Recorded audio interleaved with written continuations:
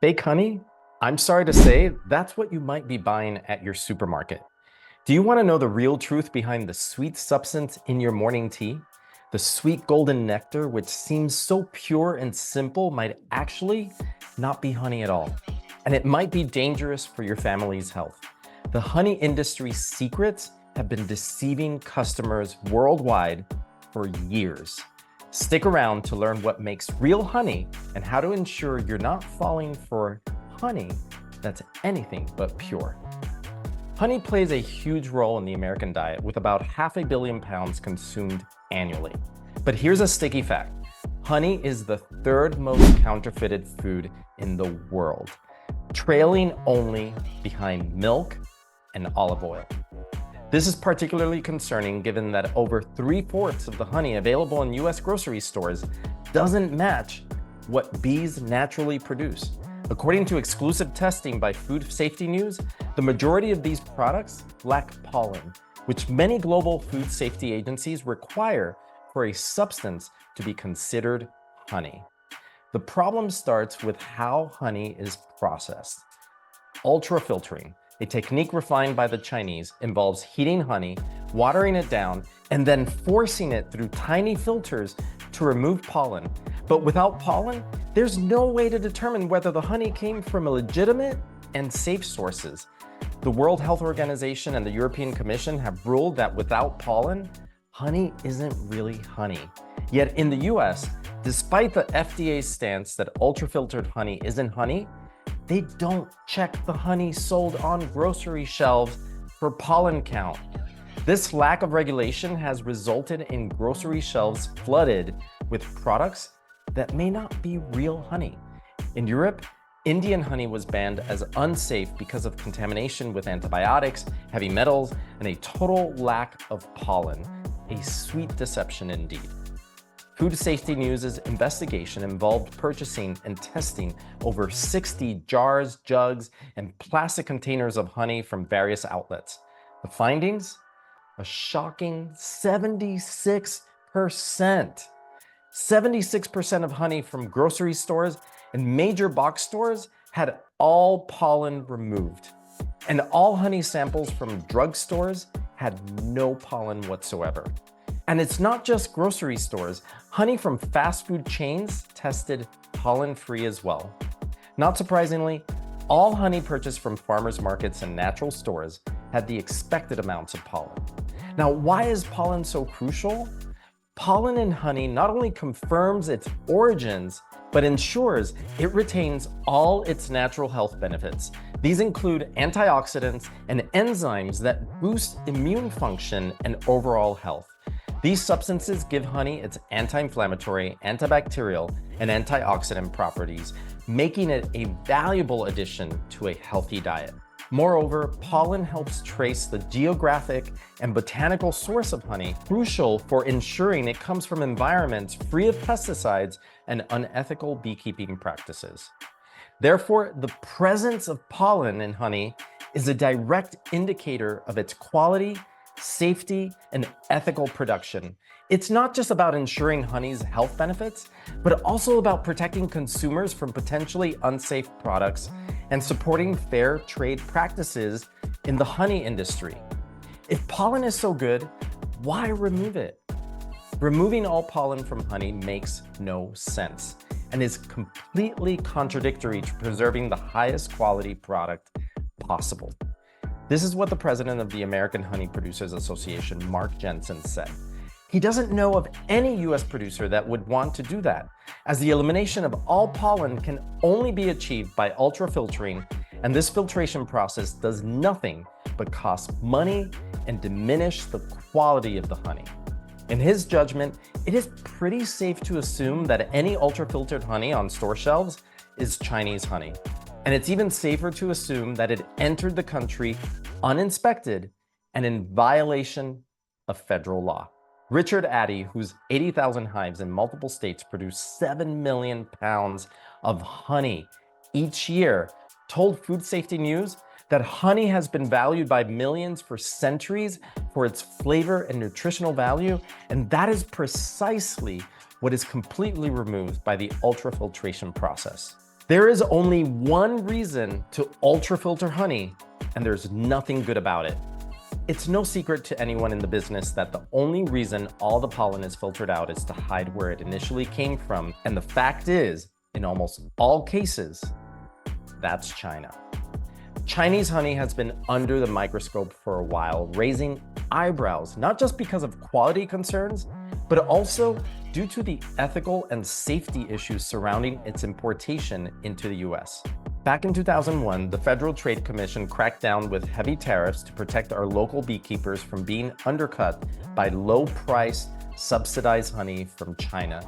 But this didn't stop the problem.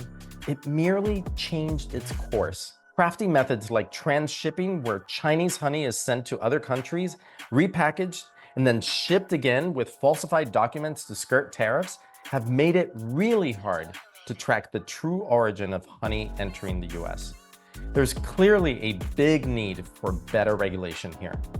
The FDA has been strapped, either due to limited interest or resources, leading to sporadic and often insufficient inspection efforts.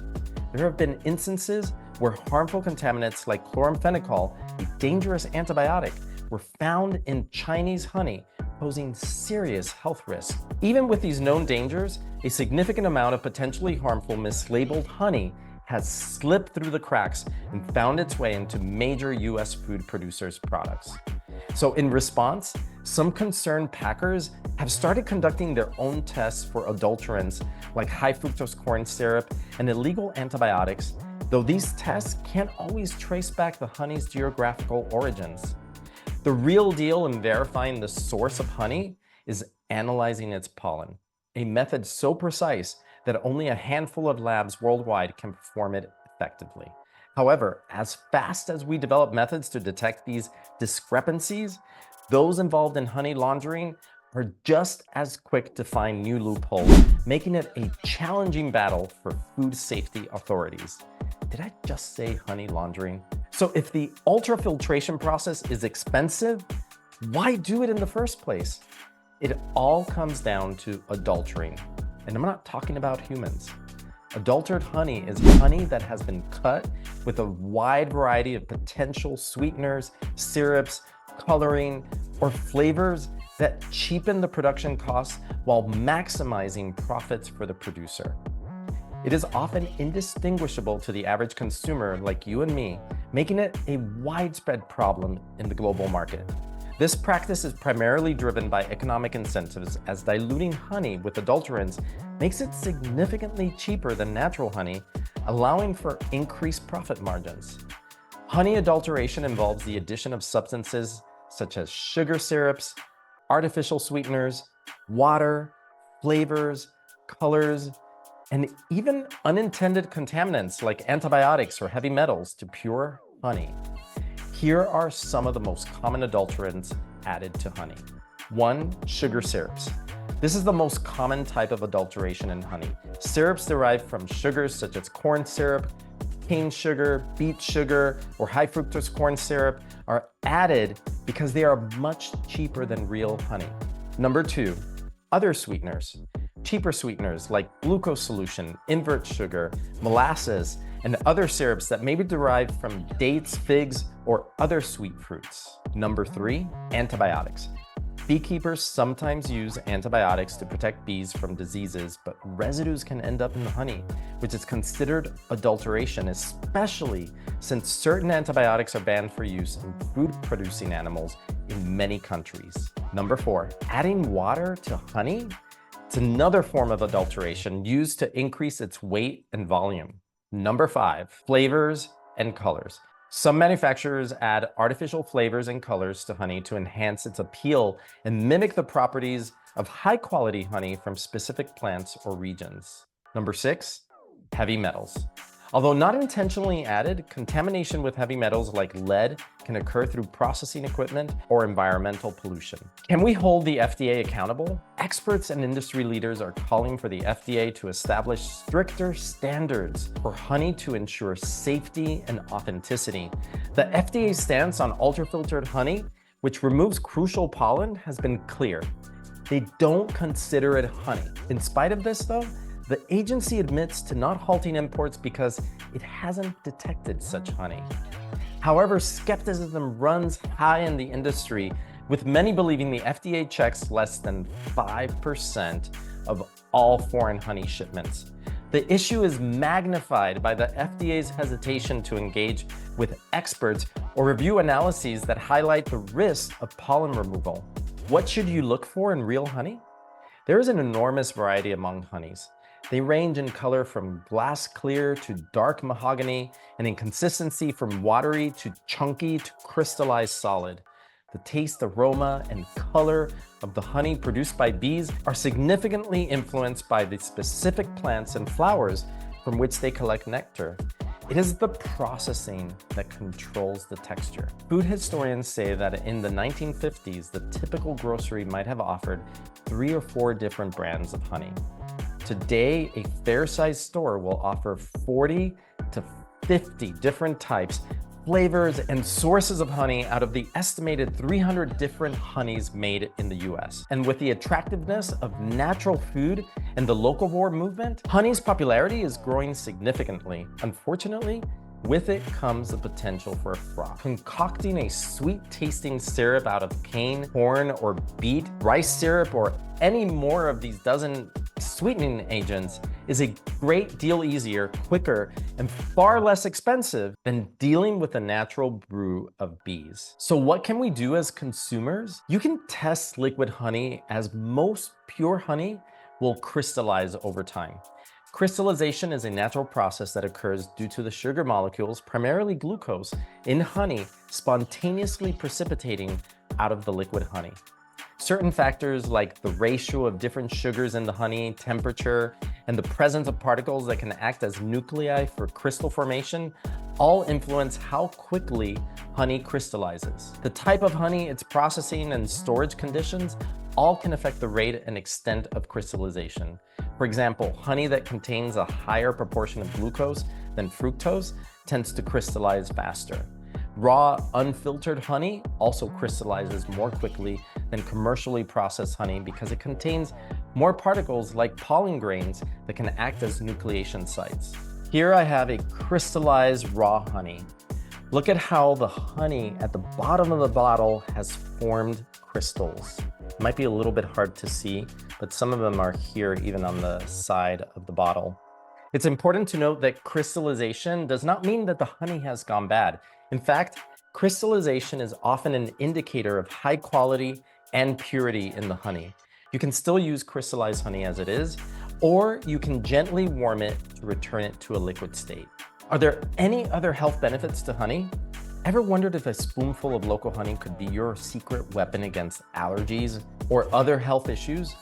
Local honey may actually soothe everything from stomach problems and leaky gut to allergies.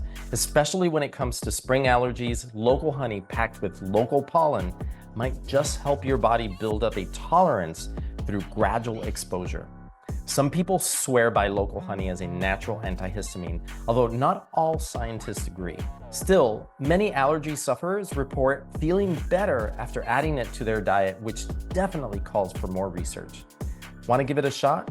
Start adding 1 teaspoon of local honey to your routine about a month before allergy season hits. That's around February or March if you're in the Northern Hemisphere, and August or September down south.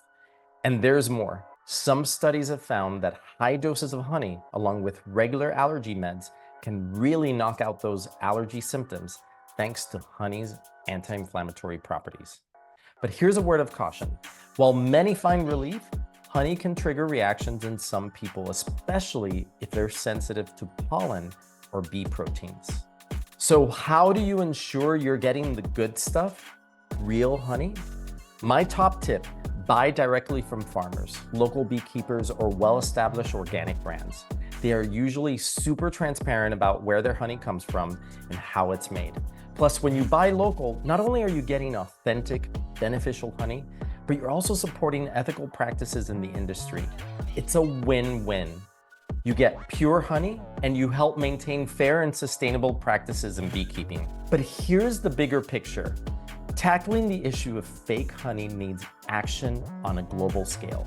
We need uniform standards for honey purity that everyone everywhere sticks to. This means rigorous testing for all honey, whether it's made locally or imported. Transparency is key. We need to track our honey from the hive right to the store shelf. And let's not forget about teamwork. Strengthening international efforts to stop fraud in the honey trade is crucial. By working together and cracking down on transshipping, we can ensure that the honey market remains honest so that you and me, as consumers, can trust that our honey is safe, authentic, and produced ethically. And remember this one key feature: real honey crystallizes over time, a natural process that assures you of its purity and quality. Don't be fooled by ultra-filtered products that remain syrupy smooth indefinitely. Thank you for joining me as I explored the truth about honey. To learn more about ensuring the authenticity of your food, don't forget to like and subscribe to this channel. If you like this video, please share it with your friends.